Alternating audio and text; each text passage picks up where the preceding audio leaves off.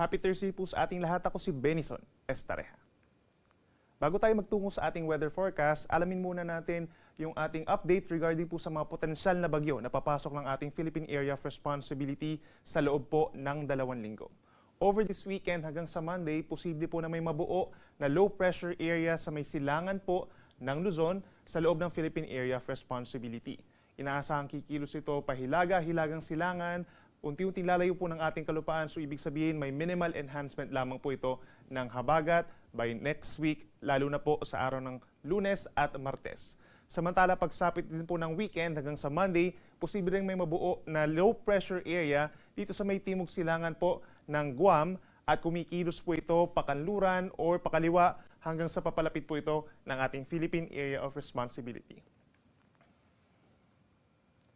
Samantala, simula po sa Miyerkules ay posibleng kumilos pa pahilagang kanluran ang nasabing low pressure area at posibleng maging bagyo at maaaring pumasok po ng ating area of responsibility later next week. At kung sakasakaling maging bagyo, katulad nitong itong isang weather disturbance po dun sa taas, ay tatawagin po natin ito na Ferdy and Henel. Itong posibleng bagyo po ay kikilos po pahilagang kanluran pa at ibig sabihin yan, mababa pa yung chance na ito ay tumama sa ating kalupaan, subalit kitang-kita dito sa ating potential na track nitong weather disturbance ay magpapaibayo din po ito ng habagat later next week. Posible pa magbago itong track ng ating mabinabantayan po na weather disturbances, kaya lagi po magantabay sa ating mga updates. Samantala, patuloy pa rin po ang maulang panahon dito sa may silangang parte po ng Luzon. Epekto po yan ng southwest monsoon or habagat na siyang pinaiibayo pa rin itong si Typhoon Yagi na dating si Bagyong Enteng at unti-unting lumalayo po sa ating kalupaan. Subalit kitang-kita po yung ating outer cloud bands nitong si Bagyong Yagi, nagpapaulan pa rin sa malaking bahagi po ng western Luzon. Samantala, isang low pressure area ang ating namataan po sa labas ng Philippine Area of Responsibility, pero hindi ito nakikita na magiging isang bagyo at magiging stationary lamang po doon habang patuloy nating minomonitor po itong cloud clusters or kumpul ng ulap dito po sa may silangan ng Luzon dahil dito posibleng may mabuo nga na low pressure area na potensyal na maging bagyo by early next week.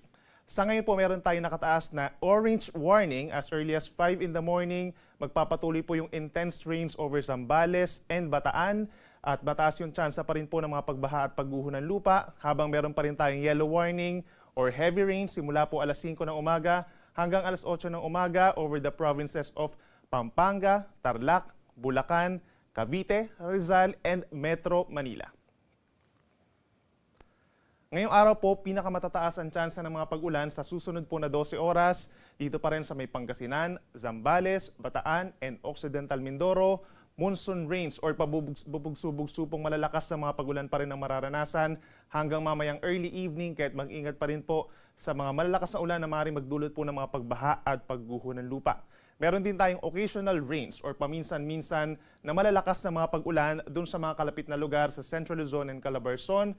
Kabilang na dyan ang Pampanga, Tarlac, Nueva Ecija, Bulacan, Metro Manila, halos buong Calabarzon except dito sa may Quezon Province, gayon din sa may areas po ng Oriental Mindoro. Asahan yung occasional rains nga na maaaring magdulot ng mga pagbaha at pagguho pa rin ng lupa habang merong kalat-kalat na ulan and thunderstorms over the province of Aurora, gayon din ang Quezon, dito rin po sa may Marinduque and sa Romblon as well as Ilocos Region and Cordillera Region na siyang dahil naman po dun sa trough or outer rain bands nitong si Bagyong Yagi na dating si Bagyong Enteng.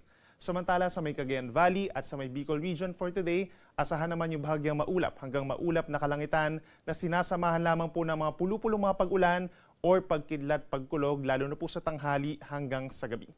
Temperature natin sa Metro Manila hindi pa rin kainitan sa ngayon mula 25 hanggang 28 degrees Celsius. Marami din lugar dito po sa may western sections ng Luzon na hindi naman po kainitan sa ngayon habang sa kabilang banda, over Legazpi and Tuguegarao, posible ang hanggang 32 degrees Celsius na maximum air temperature. Sa ating mga kababayan po sa Palawan, pinaka-apektado pa rin ng habagat ang northern portion, kabilang na ang Cuyo, Calamian, and Cagayan-Silio Islands, kaya't mag-ingat din po sa mga pagbaha at pagguho ng lupa doon. Ang natitirang bahagi ng Palawan, mataas din ang tsansa ng ulan, pagsapit po ng hapon at gabi.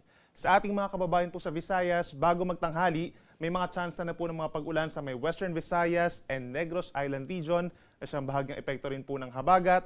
Habang throughout the day sa natitirang bahagi pa ng Visayas ay bahagyang maulap hanggang maulap ang kalangitan at meron din tsansa ng mga pulupulong ulan dito sa may Central Visayas and Eastern Visayas pagsapit po ng hapon. Temperature naman natin sa Metro Cebu mula 25 to 33 degrees Celsius.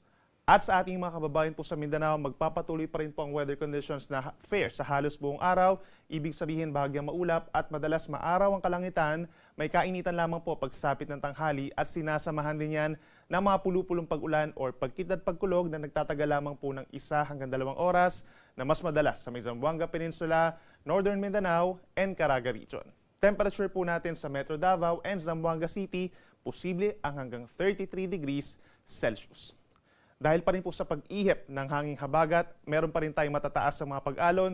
Dito sa may western seaboards ng Luzon, meron tayong gale warning at mga matataas na alon na posibleng umabot pa rin ng 4.5 metro o 1.5 palapag po na taas na gusaling mga pag-alon dito sa may Ilocos Norte, pababa ng Ilocos Sur, La Union, Pangasinan, gayon din sa may Zambales, Bataan, western coast of Occidental Mindoro kabilang na po ang Lubang Island, at maging sa Calamian Islands po dito sa may Northern Palawan. So may tendency po na magsususpend pa rin tayo ng mga sea travel, lalo na sa maliliit na sasakyang pandagat dito sa mga areas na to sa loob pa ng 2 araw, habang natitirang bahagi or baybayin ng bansa, banayad hanggang katamtaman ang taas ng mga pag-alon.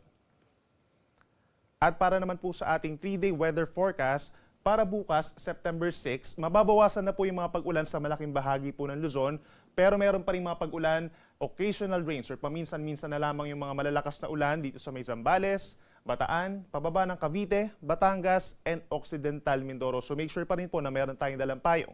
Meron din tayong kalat-kalat na ulan and thunderstorms by tomorrow over Metro Manila. So mas kakaunti na po yung mga asahan natin ng pag-ulan. Actually, starting pa lamang po ditong mamayang gabi, mababawasan na po drastically yung ating mga magiging pag-ulan. Ganyan din sa Ilocos Region, Cordillera Region, natitirang bahagi ng Central Luzon, rest of Calabarzon at hilagang bahagi po ng Palawan, bukas po yan. Samantala, over the weekend naman po, that's September 7 hanggang September 8, mas magiging mabuti po ang panahon sa malaking bahagi po ng ating bansa. Meron pa rin mga areas, knowing na yung outer cloud bands nitong si Bagyong Yagi ay nagpapaulan at nagdadala rin po ng scattered rains and thunderstorms sa may Ilocos Region, Zambales, Bataan, Cavite, and Batangas.